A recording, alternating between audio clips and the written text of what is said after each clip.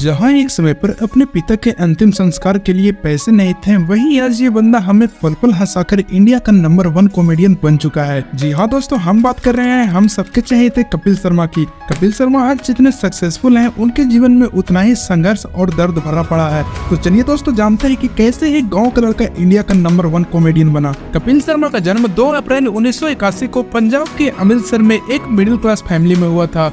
उनका असली नाम कपिल कुंज है, पर टीवी पर आने से पहले उन्होंने अपना नाम कपिल शर्मा कर लिया था। कपिल के पिता जयराम शर्मा पंजाब पुलिस में एक पुलिस कांस्टेबल थे और कपिल शर्मा का जीवन बहुत ही सिंपल था, पर उनके सपने बड़े थे। आपको जानकर हैरानी होगी कि कपिल शर्मा बचपन से ही सिंगर बनना चाहते थे और इस बात की उनकी मां ने भी रिवील करा है कि कपिल तो बचपन से सिंगर बनना चाहता था, लेकिन पता नहीं कैसे कॉमेडियन बन गया। कपिल शर्मा ने अपनी शुरुआती पढ़ाई श्री राम आश्रम सेकेंडरी स्कूल से किया। उसके बाद उन्होंने हिंदू कॉलेज अमृतसर से 12वीं की पढ़ाई की। सब कुछ बढ़िया चल रहा होता है कि तब साल 1997 में एक ऐसी खबर आई जिसने कपिल शर्मा की पूरे परिवार को तोड़ के रख दिया। दरअसल साल 1997 में कपिल शर्मा के पिता को कैंसर हो गया, इसलिए उनके इलाज में इतना पैसा खर्च हो रहा था कि उनका परिवार फाइनेंशियली काफी कमजोर हो गया। उसके बाद कपिल शर्मा ने ग्रेजुएशन करने के लिए अपिजय कॉलेज ऑफ आर्ट्स जालंधर में एडमिशन लिया और साथ ही में वे एक पीसीओ में जॉब करने लगे। उन्होंने उन दिनों पैसों की तंगी की वजह से पीसीओ, कपड़े की दुकान, जनरल स्टोर जैसे कई जगहों पर काम करके अपनी पढ़ाई और परिवार की आर्थिक स्थिति को संभाले हुए थे। और इतनी परेशानियों के बावजूद भी कपिल शर्मा ने सिंगर बनने का इरादा नहीं छोड़ा था।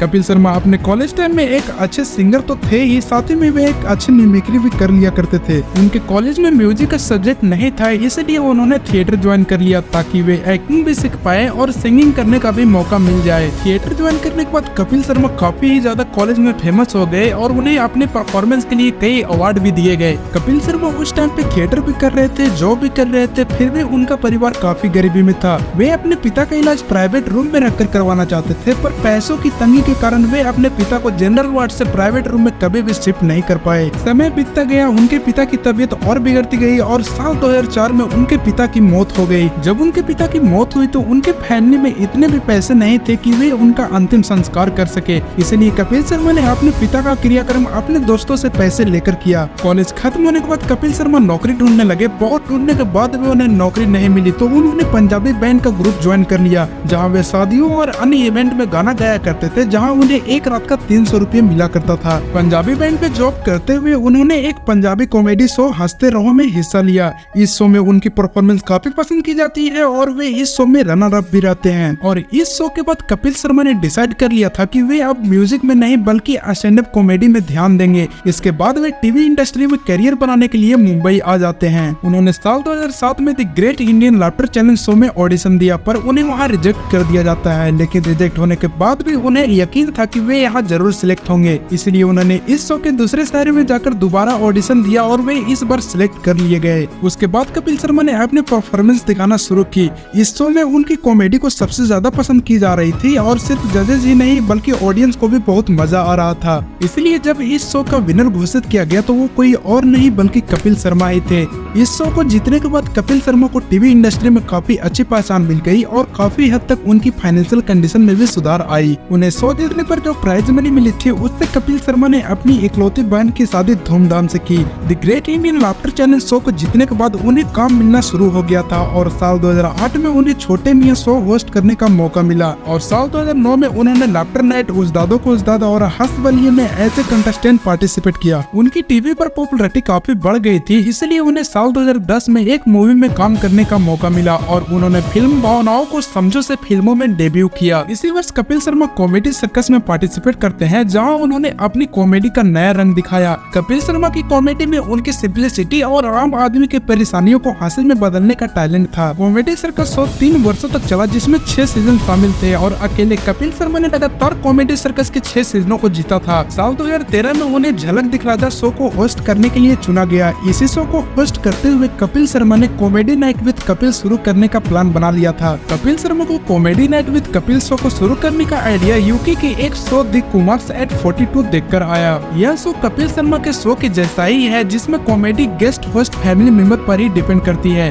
उस शो में बड़े बड़े सेलिब्रिटीज को एज ए गेस्ट बुलाया जाता है। जब उन्होंने अपना show comedy night with Kapil शुरू किया और सेलिब्रिटीज को इनवाइट किया तो उनके शो में कोई भी नहीं आया। फिर कपिल शर्मा ने धर्मेंद्र सर को इनवाइट किया तो वो एक ही बार में उनके इस शो में आने के लिए तैयार हो गए और इसी बात का एहसान वे आज तक भी धर्मेंद्र सर को मानते हैं। इस शो के स्टार्ट होने के बाद ही इस शो की पॉपुलैरिटी बहुत ही जोरों शोरों से बढ़ने लगी और अब कपिल शर्मा न केवल टीवी पर बल्कि बॉलीवुड में भी एक फेमस नाम बन गए थे। और जहां एक समय पर उनके शो में कोई भी सेलिब्रिटीज आना नहीं चाहते थे, वे अब कपिल शर्मा के इनवाइट का वेट करने लगे थे। लोगों को कपिल शर्मा की कॉमेडी के प्रति इतनी क्रेज बढ़ गई कि टीआरपी के मामले में यह शो सभी टीवी शो को पीछे छोड़ दिया। Comedy night with Kapil show करते हुए ही उन्हें साल 2015 में फिल्म किस किस को प्यार करूं में एज ए लीड एक्टर का काम मिलता है।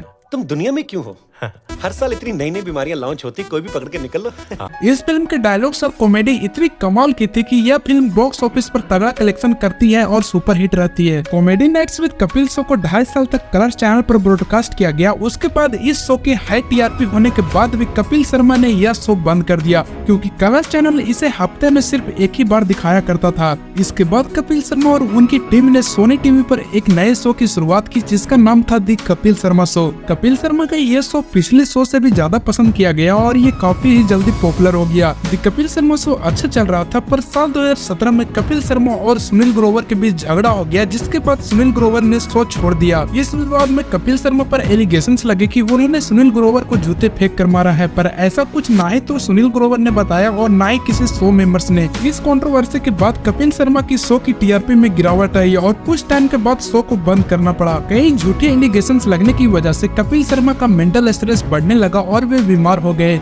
उन्होंने एक इंटरव्यू में रिवील किया था कि वे इस दौरान डिप्रेशन और शराब की लत से जूझ रहे थे। इस दौरान उनका स्वास्थ्य भी खराब हुआ और उनके करियर पर भी गहरा असर पड़ा, लेकिन उन्होंने हार नहीं मानी और अपने इस मुश्किल दौर से निकलकर साल 2018 में अपने शो दी कपिल शर्मा शो को रीस्टार्ट किया और धमाकेदार कमबैक किया। इस शो ने उनके करियर में एक बार फिर से नई डायरेक्शन दी और वे एक बार फिर से टीवी के सबसे बड़े कॉमेडियन बन गए। इस शो के टोटल 6 सीजन में 472 एपिसोड बनाए जाते हैं। हालांकि ये शो को जुलाई 2023 में किसी कारण की वजह से बंद कर दिया जाता है। उसके बाद इसी वर्ष 30 मार्च 2024 को कपिल शर्मा का नया show the great Indian Kapil show का सीजन 1 नेटफ्लिक्स पर रिलीज किया जाता है। और सबसे मजे की बात यह थी कि इसमें कपिल शर्मा और सुनील ग्रोवर रियूनियन होकर एक साथ नजर आते हैं। अभी हाल ही में इस शो का सेकंड सीजन रिलीज होना शुरू हुआ है जो कि लोगों के बीच में काफी पसंद किया जा रहा है। बात करें कपिल शर्मा की अवार्ड की तो उन्होंने best comic actor, most entertaining host जैसे कई रोल्स के लिए टोटल 20 अवार्ड जीते हैं। दोस्तों अगर बात करें कपिल शर्मा की मैरिड लाइफ की तो उन्होंने साल 2018 में गिन्नी चक्रवर्ती से शादी करी है जो कि उनकी कॉलेज की ही दोस्त थी। कॉलेज के दौरान ही दोनों में दोस्ती हुई थी और फिर प्यार हुआ। कपिल और गिन्नी के 2 बच्चे भी हैं, एक बेटा और एक बेटी। आज कपिल शर्मा न सिर्फ इंडिया में बल्कि दुनिया भर में फेमस हैं। उनकी फैन फॉलोइंग आज करोड़ों में है और उनके शो के हर एपिसोड का लोग बेसब्री से इंतजार करते हैं। तो दोस्तों यह थी कपिल शर्मा की संघर्ष भरी कहानी। ठीक इसी तरह से आप जॉनी लीवर और अरिजीत सिंह की दर्द भरी कहानी जानना चाहते हैं तो वीडियोज को क्लिक करके देख सकते हैं। तब तक के लिए मुस्कुराते रहिए और खुश रहिए।